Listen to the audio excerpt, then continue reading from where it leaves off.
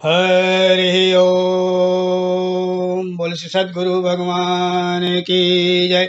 बोल श्री गणपति महाराज की जय। बोल श्री गौरी शंकर भगवान की जय। बोल श्री सचियां जोता वाली माता आपकी सदा ही जय। बोल श्री लक्ष्मी नारायण भगवान की जय। शांताकारं भुजगशयनं पद्मनाभं सुरेशं विश्वधारं गगनसदृशं मेघवर्णं शुभांगं लक्ष्मीकान्तं कमलनयनं योगिविधर्यनगमयं वन्दे विष्णुं भवभयहरणं सर्वलोकैकनाथम् अच्युतम केशवम श्रीराम नारायणम कृष्ण दामोदरम वासुदेवम हरिम श्रीधरम माधवम गोपिका वल्लभम जानकी नायकम रामचंद्रम भजे। बोल श्री राधा कृष्ण भगवान की जय।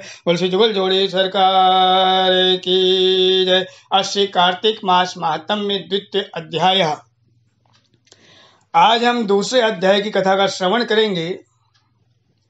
दूसरे अध्याय में ब्रह्मा जी नारद जी से कहते हैं कि हे पुत्र, तुलसी जी की मंजरी सहित भगवान शालिग्राम जी का जो एक बूंद चरणामृत का पान भी करता है वो बड़े बड़े पापों से मुक्त होकर बैकुंठ को प्राप्त कर लेता है, इसमें कोई संदेह नहीं है।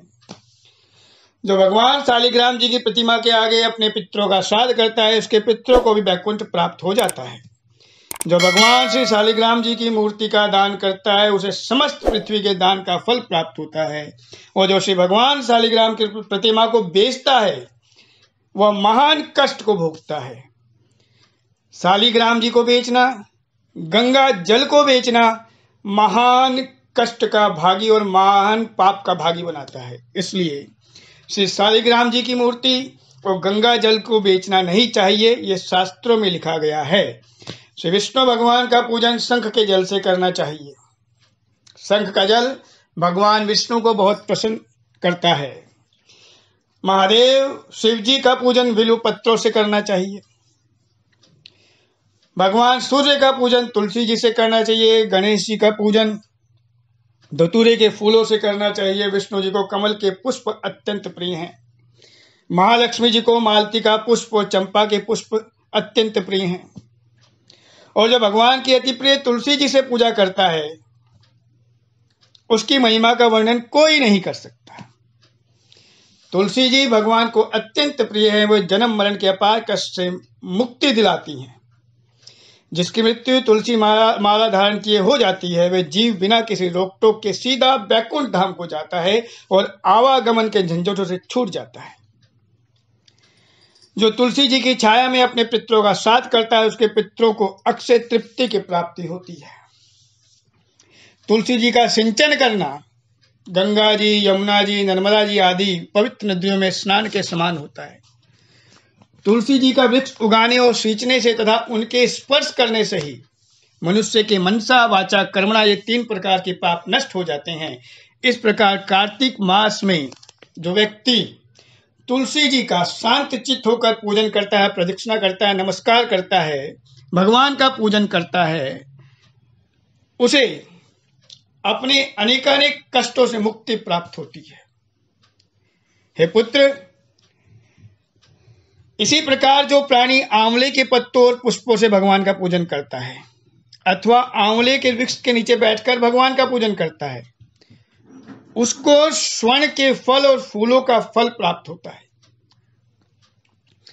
इसी प्रकार व्यक्ति को चाहिए कि जो शास्त्रों में लिखा गया है, शास्त्रों के अनुसार जिस दिन तुलसा जी को तोड़ने का निषेध है उस दिन तुलसा जी को नहीं तोड़ना चाहिए। जैसे रविवार के दिन, द्वादशी के दिन। इसी प्रकार मनुष्य को चाहिए कि कार्तिक मास में आंवले के फल, तुलसी जी, गोपी चंदन की माला धारण करे। ऐसा करने से वो जीव आवागमन के झंझटों से मुक्ति को प्राप्त होता है। हे पुत्र, इस संपूर्ण कार्तिक मास में संभव हो तो पृथ्वी पर शयन करे, ब्रह्मचर्य का पालन करे, पूरे मास तक पत्तल में भोजन करे और मौन व्रत धारण करे तो वह प्राणी वीर धीर कांतिवान होता है। जो मनुष्य एक समय आंवले के वृक्ष के नीचे पूर्ण कार्तिक मास भोजन करता है उसके 1 वर्ष के समस्त पाप नष्ट हो जाते हैं, ऐसा लिखा गया है। इसी प्रकार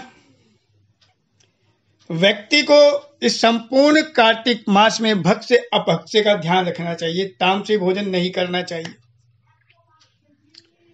शास्त्रों में वर्जित दिनों में उस भोजन को नहीं करना चाहिए जो शास्त्रों में वर्जित है। व्यक्ति को प्याज, लहसुन आदि का त्याग करना चाहिए। व्यक्ति को केवल अपने लिए भोजन नहीं बनाना चाहिए इस मास में। जो व्यक्ति केवल अपने लिए भोजन बनाकर स्वयं उसका भक्षण करता है वह अत्यंत पाप का भागी बनता है।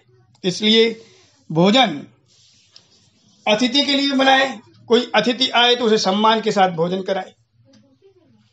गौ मां के लिए कुछ अंश अवश्य निकाले। इस प्रकार संपूर्ण कार्तिक मास में शास्त्रों में दिए गए भक्ष्य अभक्ष्य के नियमों का पालन करते हुए व्यतीत करें और शास्त्रों में जिन जिन वनस्पतियों, जिन जिन सब्जियों का निषेध है उनको भूलकर भी नहीं करना चाहिए, जैसे लहसुन हो गया, प्याज आदि हो गया। और उन नियमों का पालन करते हुए संपूर्ण कार्तिक मास को व्यतीत करना चाहिए। भगवान के चरण कमलों का ध्यान करना चाहिए तो व्यक्ति को अवश्यमेव अपने पापों से छुटकारा मिलता है, पुण्य की प्राप्ति होती है। इस प्रकार 2य अध्याय संपूर्णम। बोल श्री लक्ष्मी नारायण भगवान की जय। आह्वानम न जानामि न जानामि विसर्जनम, पूजां चैव न जानामि सम्यतां परमेश्वर, मंत्रहीनम क्रियाहीनम भक्तिहीनम सुरेश्वर, यत्पूजितं मया देव परिपूर्णं तदस्तु मे, परिपूर्णं तदस्तु मे, परिपूर्णं तदस्तु मे। जय जय श्री राधे, जय जय श्री राधे, जय जय श्री राधे। श्याम जुगल जोड़े सरकार के जय, आज के आनंद की जय। श्री हरे नमः, श्री हरे नमः, श्री हरे नमः। बहुत बहुत धन्यवाद।